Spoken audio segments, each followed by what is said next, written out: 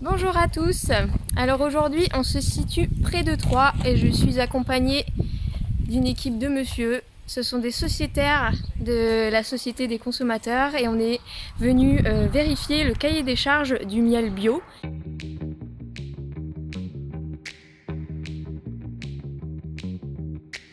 On va partir du niveau de base.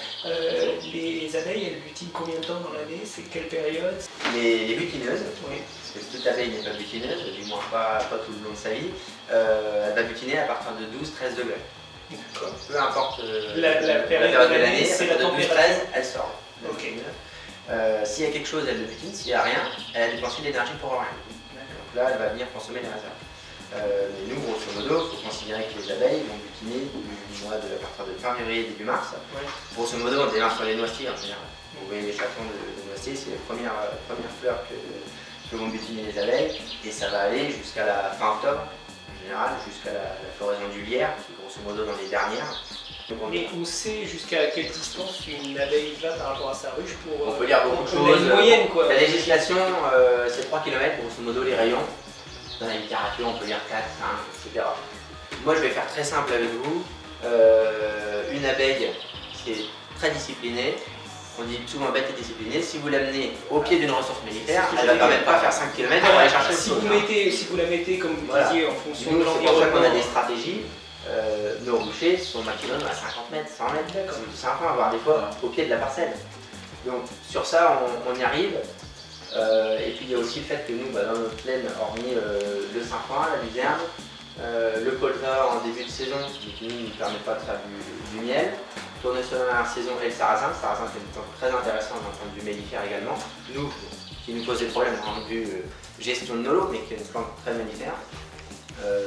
On arrive vraiment à segmenter et à savoir un petit peu ce qu'il peut y avoir aux alentours. Donc grosso modo, le miel bio, c'est qui le patron? C'est soit de la fleur dite sauvage, que vous allez retrouver en début de saison ou en arrière-saison, soit aussi des lots où il y a beaucoup de sainfoin, mais pas assez où il y a une dominante d'autre chose. Mais les dominantes, ça va être ça. C'est sainfoin, luzerne, un peu de sarrasin, puis après toute la flore locale, donc au printemps sur les arbres fruitiers, quand on est en vallée, le noisetier, ce genre de choses. Grosso modo, c'est ça les grosses dominantes.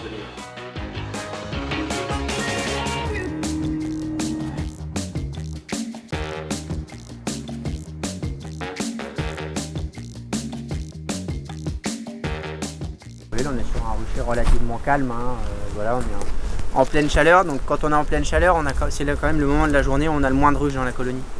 Parce que l'ensemble des butineuses sont parties sur les fleurs, voilà, on les voit comme ici, et elles vont de fleur en fleur et reviennent à la colonie.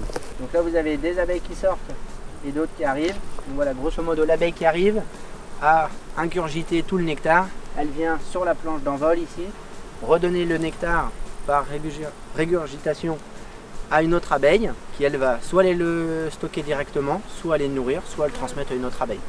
L'abeille vit à peu près 40 jours, 42 jours. Faut savoir qu'elle démarre dans la ruche, elle s'occupe du couvain, après elle devient gardienne ici, donc sur la planche d'envol, puis elle devient butineuse. Souvent elle finit sa vie butineuse parce que là ça lui demande beaucoup d'efforts, donc elle s'épuise ou alors elle meurt directement dans la nature. Donc là je vais soulever la hausse, ça a été fait hier donc il n'y a pas de problème. Quand ça fait longtemps qu'on n'a pas soulevé une hausse, il faut toujours faire attention qu'il n'y ait pas des cadres du dessous du corps de ruche qui soient collés. Parce que si vous êtes collé et que là en soulevant, je bouge la moitié de la ruche, là vous êtes sûr qu'elle vous saute dessus. Ce qu'on peut voir, le couvain ici est assez bien réparti. On a ici beaucoup de petites larves si vous regardez dans les alvéoles. Donc ça veut dire qu'on a une deuxième ponte qui s'est poursuivie. Mais les larves ne sont pas assez grosses pour avoir été operculées. Si je désopercule à un endroit, voilà, vous avez une grosse tache blanche en dessous, c'est une larve qui va finir sa métamorphose, puis elle-même manger la cire d'opercule et venir ensuite tout simplement éclore et devenir un nouvel individu de cette ruche. Il y a combien d'abeilles dans la colonie? Une petite colonie, on peut aller de 10 000, 15 000 abeilles, et les grosses colonies, on va juste entre 40 et 60 000 individus en pleine saison.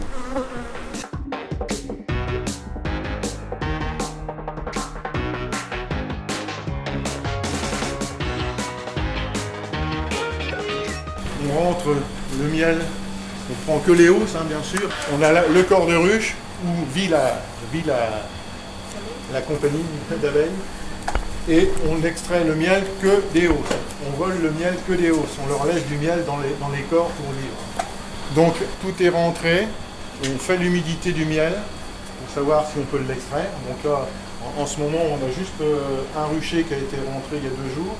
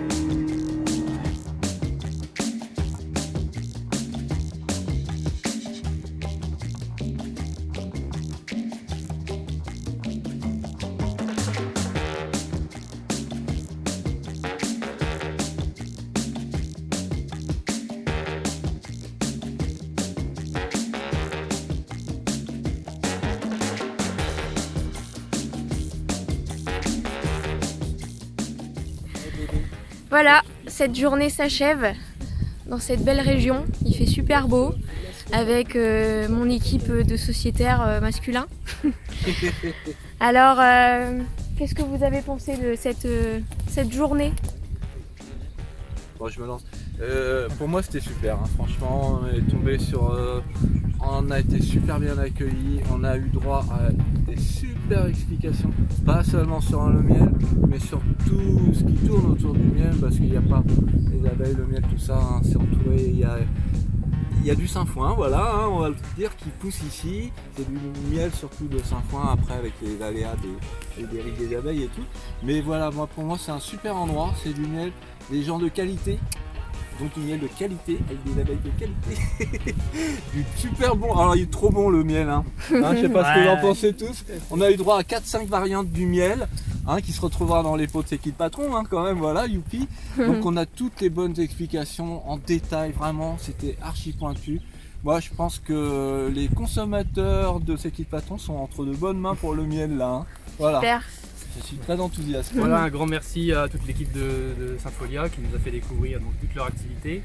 Donc on a pu découvrir l'activité de plantation donc du sainfoin jusqu'à l'extraction du miel en passant par une visite des ruches. Voilà, des explications bien nourries, une belle équipe de professionnels qui nous a vraiment bien accueillis. Voilà, c'était une super journée. Super. Bon, on est tous d'accord pour valider le cahier des charges? Ouais. Bon, bah c'est génial. Et bien voilà, la journée s'achève. Merci beaucoup, à bientôt.